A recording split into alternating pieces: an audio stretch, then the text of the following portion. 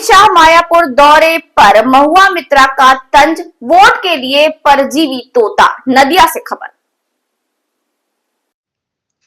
कल नदिया के मायापुर इस्कॉन आ रहे केंद्रीय गृह मंत्री अमित शाह, टीएमसी सांसद महुआ मित्रा ने तीखा प्रहार किया। वोट मिलते ही प्रवासी परिंदों की तरह भागते हुए आए शाह और मोदी। मायापुर आने पर बधाई दी, लेकिन तंज कसा। वोट से पहले बार बार न आकर साल भर आते तो बेहतर।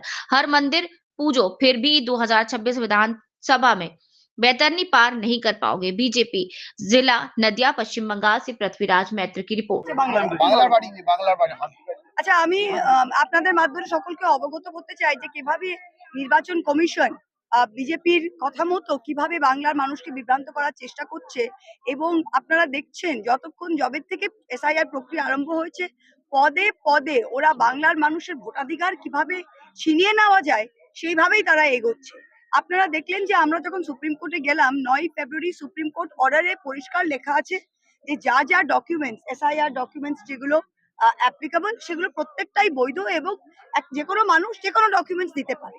27 অক্টোবর এসআইআর এর সার্কুলার, বাংলার যখন এসআইআর শুরু হলো, এসআইআর সার্কুলারে আপনারা দেখেছেন পরিষ্কার লেখা আছে যে any land slash house allotment certificate issued by any government is a valid document.